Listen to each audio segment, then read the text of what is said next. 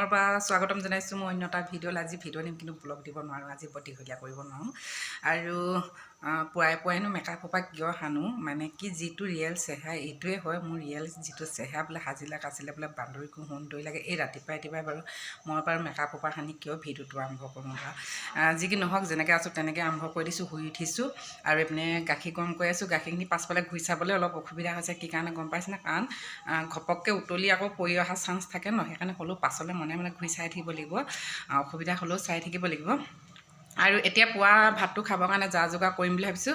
আৰু আজি মই একদম বিৰাট স্পেচিয়েল কিবা এটা বনাম বুলি ভাবিছোঁ। আজি সম্পূৰ্ণ ভিডিঅ'টো আপোনালোকে চাব, কাৰণ মই আজি ব্লগ দিব নোৱাৰোঁ, সেইকাৰণে ভিডিঅ' এটা বনাম বুলি ভাবিছোঁ সৰুকৈ। আৰু সম্পূৰ্ণ ভিডিঅ'টো চাব আজি মোৰ। গৰম কৰা হৈ গ'ল গাখীৰ, আৰু গাখীৰ প্ৰথমতে খাই ল'ব লাগিব, অকণমান খাই ল'ব লাগিব ঘৰৰ গাখীৰ। আৰু এয়া লৈ লৈছোঁ মই আজি ভাতটো মই গেছত পাতি দিলোঁ। ডিম 4টা লৈ লৈছোঁ, হাঁহৰ কণী 3টা, এটা কয়লা কণী আছে, যি নহ'লেও কণী হ'লেই হ'ল। আৰু এয়া লৈ লৈছোঁ মই পাতকচু।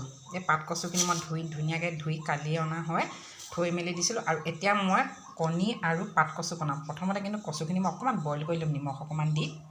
কচুখিনি পানীখিনি মানে তললৈ বহি যোৱা পাত যে, আৰু ইয়াতে অকণমান নিমখ দি দিওঁ।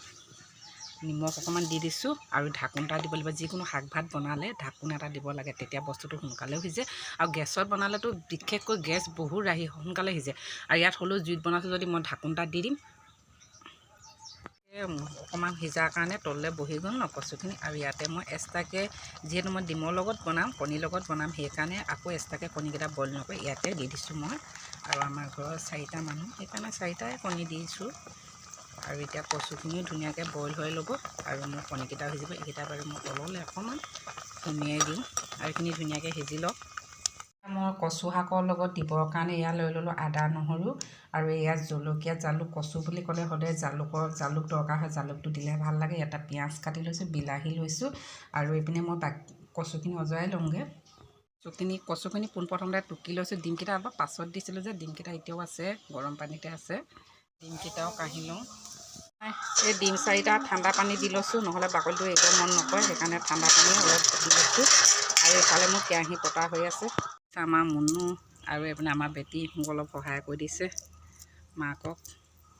ডিম গুচাই হৈ গ'ল, সেইটো আমাৰ মুনুৱে গুচাইছিলে, বেয়া হ'ল। আৰু এই ডিমকেইটা মই অলপ হেৰি হৈ গ'ল, মানে কি ফালি লৈছোঁ মাজে মাজে, তেলটো ভিতৰলৈ সোমাই যাব কাৰণে এনেকৈ কৰি লৈছোঁ। আৰু এতিয়া বনাওঁগৈ।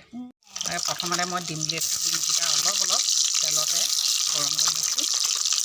মোৰ কণীকেইটা প্ৰায় ৰঙচুৱা হৈছে। আমি কচু সাধাৰণতে মাছ বা মাংসৰ লগত বনাই খাওঁ, কিন্তু এনেকৈ কেতিয়াবা আপোনালোকে কণীৰ লগত বনাই খাই পাইছেনে বাৰু?